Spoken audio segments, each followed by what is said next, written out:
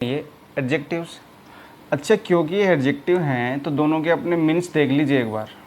दोनों का एक ही कॉमन मीनिंग निकलता है,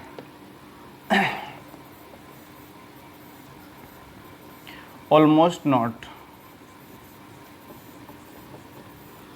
मेरा कहने का मतलब है निगेटिव वर्ड है, निगेटिव वर्ड है। लिटिल का मतलब भी नॉट ही होता है, ऑलमोस्ट नॉट ना के बराबर, और फ्यू का मतलब भी क्या होता है, ना के बराबर।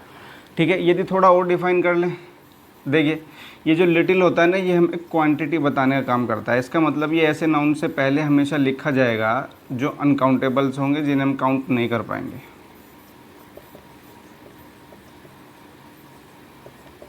तो जो लिटिल हम लिखते हैं वो किन के लिए लिखा जाता है, अनकाउंटेबल्स नाउन के लिए।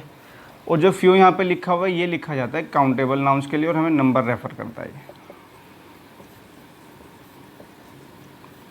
और ये हमें क्या बताएगा, नंबर। पहली बात तो ये, दोनों का मीनिंग बिल्कुल सेम, दोनों का मीनिंग बिल्कुल सेम। यदि मैं लिटिल की बात करूँ तो इसका मतलब होता है हार्डली एनी, और फ्यू का जो मतलब होता है उसका होता है हार्डली एनी वन या एनीथिंग। क्लियर है, ऑलमोस्ट नॉट, ना के बराबर। अब मेन बात यह है कि जो लिटिल है, क्योंकि एडजेक्टिव है, नाउन के लिए लिखे जाते हैं दोनों। क्लियर है, तो क्वांटिटी बताएगा, और फ्यू क्या बताएगा, हमें नंबर बताएगा।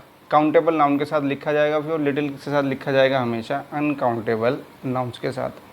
अब इनके अलावा दो वर्ड और हैं, वो भी हमें समझ लेने चाहिए मिलते जुलते। देखिए, एक तो होता है ए लिटिल, एक होता है द लिटिल। अच्छा, ये जो अ लिटिल है ना, अब इसका मतलब ये इससे कुछ ज़्यादा हो गया, नॉट मच। अधिक तो नहीं है, लेकिन मैंने एक वर्ड और बोल सकता हूँ उसके लिए, सम।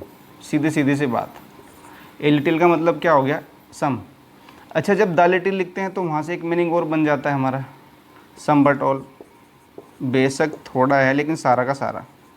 यहाँ पे जो बात की जा रही होगी द लिटिल में, कम ही चीज़ होगी लेकिन सारी की सारी, क्योंकि अनकाउंटेबल है। उसी तरीके से फ्यू के साथ भी होगा, एक अ फ्यू होगा और एक द फ्यू होगा। अच्छा, ए फ्यू का मतलब क्या होगा, नॉट मैनी। भाई बहुत सारे तो नहीं हैं, हाँ कुछ हैं। सम, इसका भी मतलब वही निकल के आएगा, सम। और द फ्यू का मतलब भी क्या होगा, सम बट ऑल। इसका मतलब अब हम जितने भी हैं उन्हीं की बात कर रहे होंगे, सभी के सभी। तो ये तो इनके मीनिंग हैं, ठीक है। अब एक बार फिर से क्लियर कर लेते हैं, लिटिल, अ लिटिल और द लिटिल। क्वांटिटी बताएंगे, ऐसे नाउन से पहले लिखे जाएंगे जिन्हें हम काउंट नहीं कर पाएंगे। दूसरी बात, अगर ना के बराबर कोई चीज़ है, नोट है, ऑलमोस्ट, तो क्या लिखेंगे, वहाँ पे लिटिल लिखा जाएगा। लेकिन यदि पॉजिटिव सेंस में लिखोगे आप तो ये दोनों वर्ड यहाँ पे आएंगे। दोनों में डिफरेंस क्या होगा, ये सम होगा, और ये द लिटिल का मतलब क्या होगा, जितना भी है वो सारा का सारा। वही कंडीशन फ्यू के साथ है, वो क्योंकि काउंटेबल और ये अनकाउंटेबल नाउन के साथ लिखा जाता है। क्लियर है, तो अब देख लेते हैं कि स्टेटमेंट में हम इनके यूज़ कैसे कर पाएंगे, कितना हम इनके एप्लीकेशंस को समझ पाते हैं।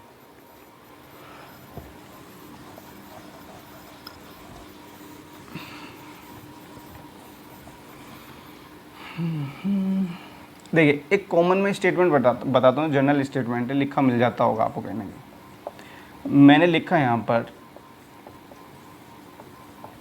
Little knowledge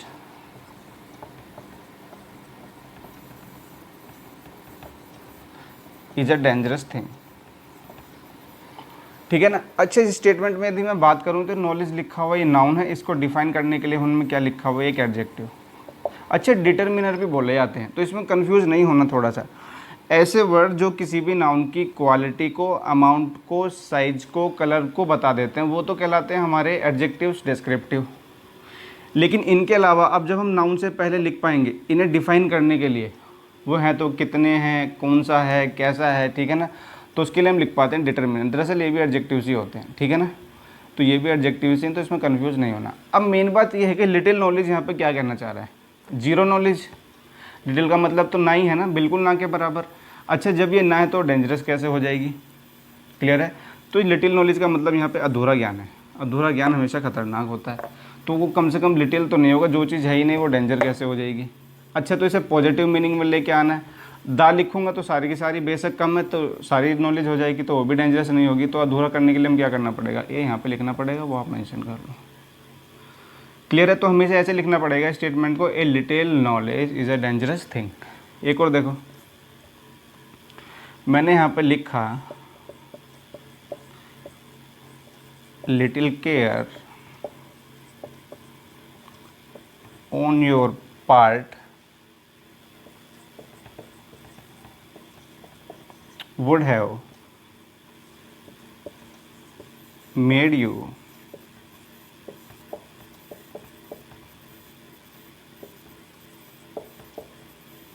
more successful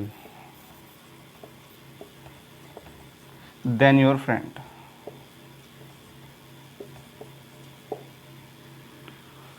Little care on your part would have made you more successful than your friend. अच्छा, इसका कहने का मतलब है यदि थोड़ी सी भी केयर तुम पे कर दी जाए ना तो तुम्हें क्या बना सकती थी वो ज़्यादा सक्सेसफुल, किसकी तुलना में? तुम्हारे दोस्त की तुलना में। अच्छा, तो लिटिल केयर है, लिटिल केयर का मतलब तो ना के बराबर केयर, बिल्कुल भी केयर नहीं है, तो ये तो पॉसिबल है नहीं। वो तो ये कहता है कि थोड़ा भी ध्यान दे लेते तो ऐसा हो जाता। अच्छा, तो उसके लिए आप क्या करोगे फिर? यहाँ पे आर्टिकल ही मेंशन करना पड़ जाएगा आपको, तो इसे ऐसे लिखो।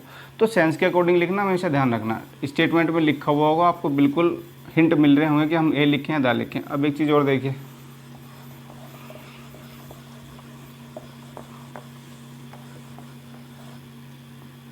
मैंने एक स्टेटमेंट लिखा, प्लीज़ लैंड में the little rupees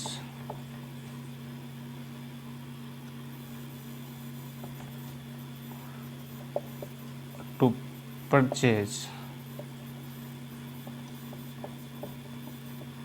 few books। यदि मैं इस स्टेटमेंट में ध्यान से देखूं तो एक नाउन मैंने ये लिखा हुआ है, इसके लिए मैंने क्या लिटिल का यूज़, ये एडजेक्टिव है। एक नाउन मैंने लिखा हुआ है ये, और उसके लिए मैंने लिखा हुआ एडजेक्टिव। एक बार सेंस चेक कर लीजिए, सेंस है क्या? मैंने कहा please lend me the little rupees to purchase few books. अच्छा, वो कहना ये चाह रहा है कि मुझे तुम ना पैसे दो उधार, कुछ पैसे चाहिए मुझे और कुछ किताब मुझे ख़रीदनी है। तो इसका मतलब ये है कि वहाँ पे जो हमने द लिटिल लिख दिया वो गलत हो गया। एक तो कंडीशन ये होगी रुपीज़ काउंटेबल नाउन होता है तो लिटिल तो नहीं आएगा, तो वहाँ पे क्या लिखना पड़ेगा? फ्यू। अब मेन बात ये है कि वो पैसे मांग रहे हैं तो कितना। अच्छा, इस चीज़ का हमेशा ध्यान रखना, लिटिल या फ्यू मेंशन होती है, ये बात तुम्हें पक्का पता चल जाती है कि चीज़ ज़्यादा नहीं है, कम ही है। या तो वो होगी नहीं, या होगी तो बिल्कुल थोड़ी होगी। ठीक है, अब दा लिखना है, ए लिखना है, या कुछ भी नहीं लिखना, वो हमें चेक करना है वहाँ पे।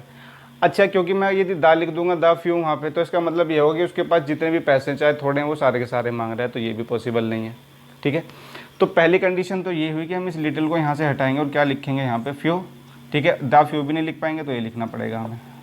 भाई किसी के पास कम है और सारे के सारे पैसे वो थोड़ी मांग लिए जाएंगे, कुछ ही तो मांगे जाएंगे उनमें से, सम की सेंस में।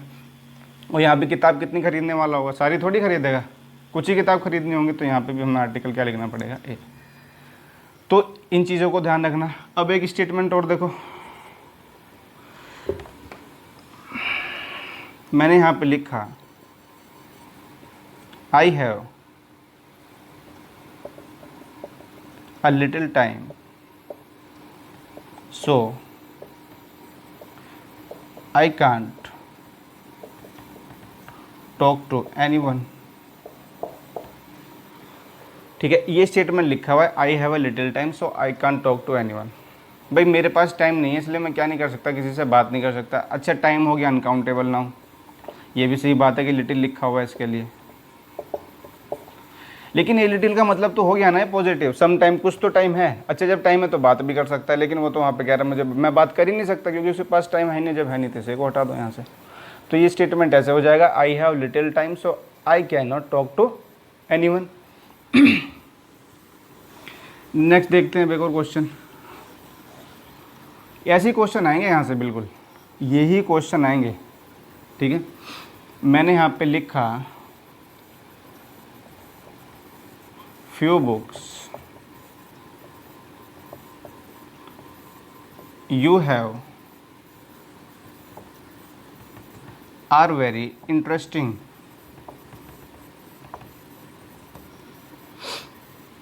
इसका मतलब ये है कि तुम्हारे पास जो किताबें वो क्या है? इंटरेस्टिंग है बड़ी। इस बुक्स के लिए मैंने लिखा हुआ है फ्यू। ये भी चेक करते रहना, फ्यू आएगा लिटिल आएगा, क्योंकि काउंटेबल है, काउंटेबल नाउन का हम प्लूरल बनाते हैं हमेशा, अनकाउंटेबल का नहीं बनता कभी। ठीक है, अब उसने एक बात और लिखी यू है, तो इसका मतलब ये जितनी भी हैं थोड़ी किताबें तो सारी की बात हो रही होंगी। वो तो अपने आप ही कह रहा है जो तुम्हारे पास है वो इंटरेस्टिंग है, तो सारी की सारी होंगी। जब सारी की सारी होंगी तो दा लिखो। इसका मतलब तो ये कि तुम्हारे पास कोई किताब भी नहीं है जो तुम रखते हो। पहली बार जब है ही नहीं तो वो रखेगा कैसे, दूसरी बात इंटरेस्टिंग भी कैसे होंगी। इसका मतलब किताब तो है, जितनी भी हैं बेशक थोड़ी हैं, वो सभी कैसी हैं हमारी इंटरेस्टिंग है। क्लियर है। फिर मैंने यहाँ पे लिखा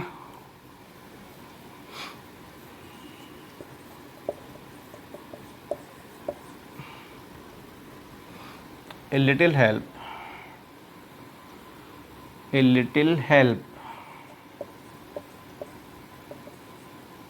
he did for me, a little help he did for me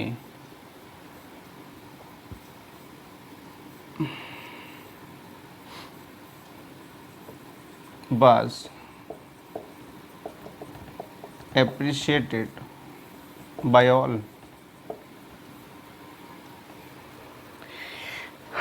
A little help he did for me was appreciated by all। भाई जो भी उसने सहायता की, ठीक है ना, वो सभी के द्वारा क्या की गई, अप्रिशिएट की गई। अच्छा, ये जो यदि मैं बात करूँ हेल्प की, तो ये तो सही बात है कि अनकाउंटेबल है। इसका मतलब जितनी भी हेल्प की होगी, क्या सभी की अप्रिसिएशन नहीं किया जा रहा होगा? उसमें थोड़ा क्या होगा, वो तो ये कह रहा है ना कि जितनी भी तूने हेल्प की है, चाहे थोड़ी की है लेकिन सारी की सारी, तो सभी की सभी क्या की गई होगी, अप्रिशिएट की गई होगी। तो यहाँ पे तो दा नहीं लिख पाओगे, मतलब कि ए नहीं लिख पाओगे, सॉरी दा ही लिखना पड़ेगा आपको। देखिए फिर एक स्टेटमेंट पे हो रहा हो, मैंने यहाँ पे लिखा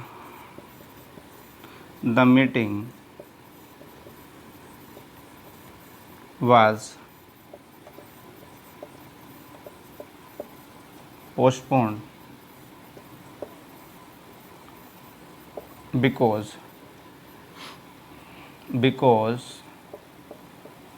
a few persons were present there। The meeting was postponed because a few persons were present there।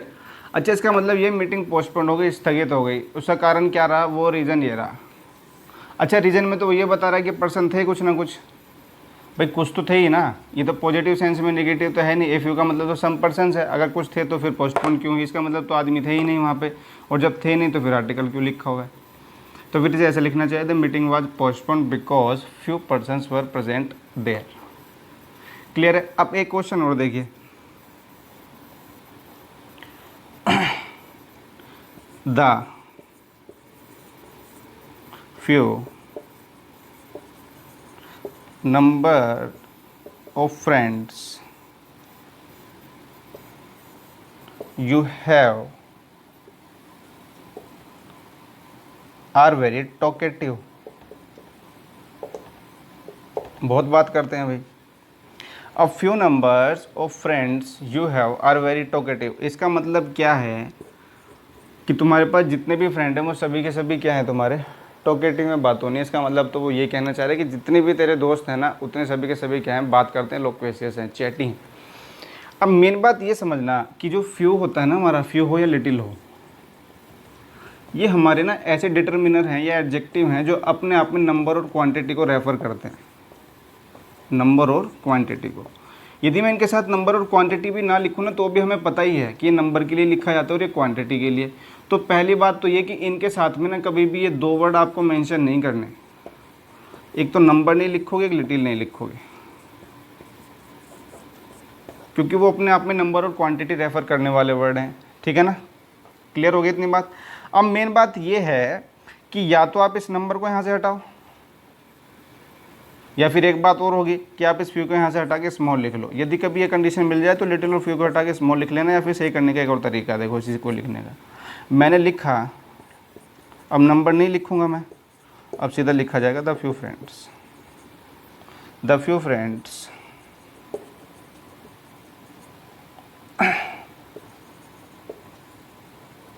Are very talkative. तो मेन बात ये है कि फ्यू लिटिल से थोड़ा सा इतना भी सतर्क रहना है आपको कि इनके साथ क्वांटिटी या नंबर्स ये वर्ड यूज़ ना किए गए। अगर यदि कभी ये दिखे गए तो या तो लिटिल और फ्यू को हटा के एक वर्ड लिखिए वहाँ पे स्मॉल, या फिर सभी को रिमूव करना चाहते हो नंबर वगैरह को तो फिर सीधा सीधा लिखिए बात। लेकिन द और फ्यू को याद रखना हमेशा, ठीक है। द, फ्यू, अ फ्यू या फ्यू, इनसे पहले द कब लगाएं, कब इनसे पहले ए लगाएं, कब हम इनसे पहले कुछ भी नहीं लिखना, वो आपको हिंट मिलेगा एग्जाम्पल में, ठीक है ना। देखो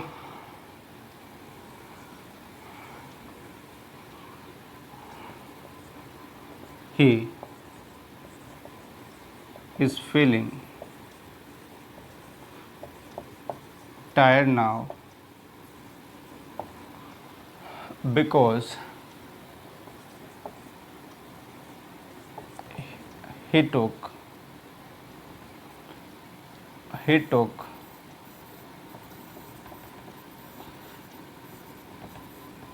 a little rest last night.